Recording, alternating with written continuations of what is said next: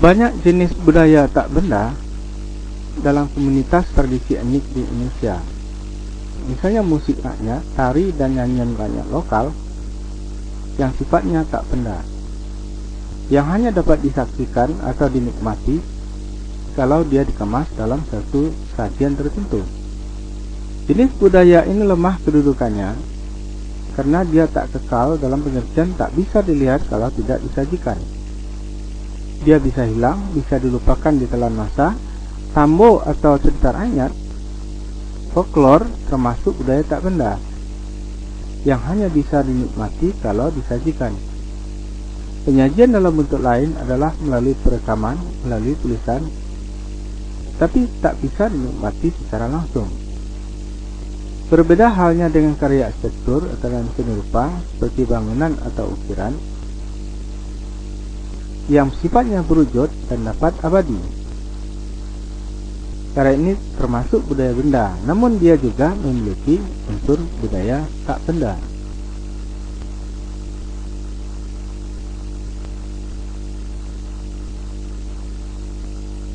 Antara budaya benda dan tak benda selalu punya hubungan yang erat, sebab sesuatu yang dapat diraba, dilihat ini seperti ukiran, bangunan, lukisan dan lainnya mengandung gagasan yang tak terlihat. Misalnya gagasan tentang kehadiran bentuk atau rupanya yang tidak dapat langsung dinikmati. Namun perlu dicatat bahwa yang dimaksud dengan gagasan di sini adalah ilmu pengetahuan, misalnya dalam pembuatan, dalam proses, dalam teknologi,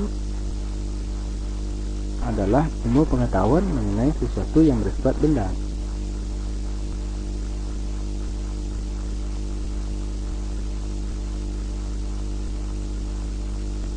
Gagasan bentuk yang ada pada sebuah bangunan tradisi Minangkabau hanya dapat dijelaskan oleh perancang, yaitu tukang tuh, yang tahu maksud dibalik bentuk bangunan tradisi Minangkabau itu, yang ilmunya diwarisi secara lisan.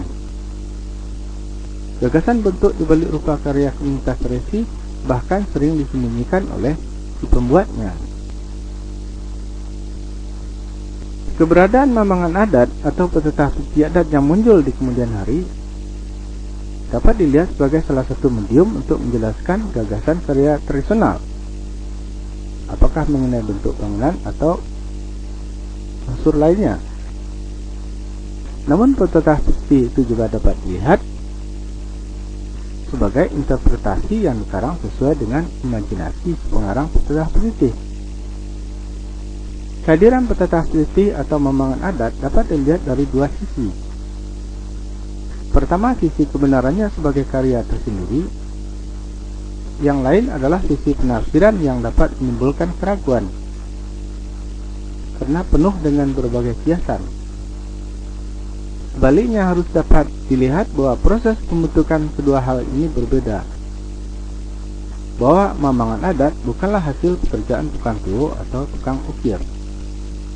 Oleh karena itu, kedua unsur budaya itu, baik yang tangible maupun yang intangible, tidak dapat langsung disatukan sebagai suatu kebenaran yang mutlak. Dia terpisah antara hasil proses pembuatan benda yang sifatnya tangible dengan ilmu pengetahuan yang sifatnya intangible. Seperti yang kita ketahui, ilmu pengetahuan tradisional umumnya tersembunyi dan perlu digali lagi kebenarannya untuk dapat diwariskan pada generasi mendatang. Banyak unsur budaya intangible dari komunitas tradisional yang telah dipelajari secara ilmiah dan hanya dimanfaatkan oleh perusahaan tertentu, misalnya ilmu pengetahuan pengobatan tradisional, jamu jamuan, dan makanan tradisional. Demikian juga dengan pengetahuan mengenai ukiran tradisional, baik secara langsung atau tidak, dapat dipakai oleh perusahaan yang berhubungan dengan dekorasi benda pakai seperti industri bangunan, tekstil, dan desain produk.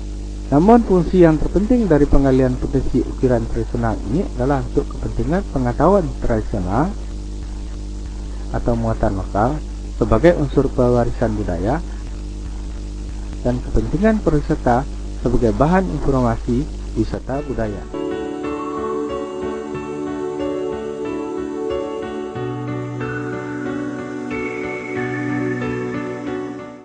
Sebagai unsur pewarisan budaya adalah untuk melihat nilai-nilai luhur yang terkandung dalam ilmu pengetahuan tradisional yang bahannya cukup kaya dibandingkan pengetahuan serupa dari barat. Jadi dalam rangka penggalian pengetahuan ini dan hasil-hasilnya dapat dimanfaatkan di samping pengetahuan serupa dari barat.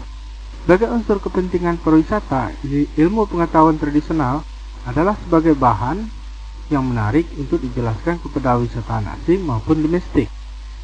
Yang sering dilupakan orang adalah bahwa ilmu pengetahuan tradisional itu sebenarnya adalah dalam rangka ketahanan hidup komunitas tradisional, terutama demi kelangsungan hidup baik dari segi sumber daya manusia atau pendidikan, maupun sumber daya ekonomi, pangan dan papan, dan sumber daya lingkungan.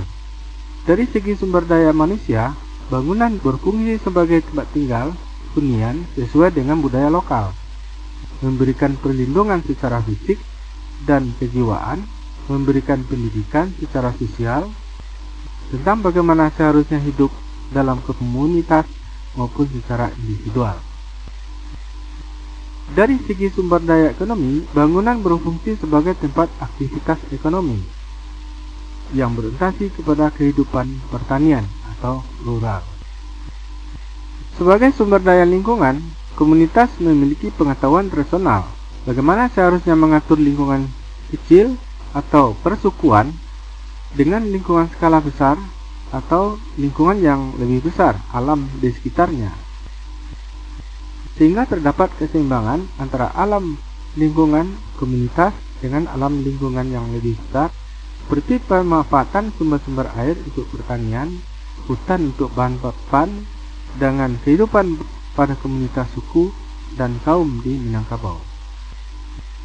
Semua sumber daya ini mengalami degradasi atau penurunan kualitas dengan timbulnya kehidupan corak baru di mana tatanan komunitas berubah sesuai dengan tuntutan baru. Hal ini tak jarang menyebabkan setiap individu merasa tidak lagi berada dalam perlindungan komunitas tradisionalnya.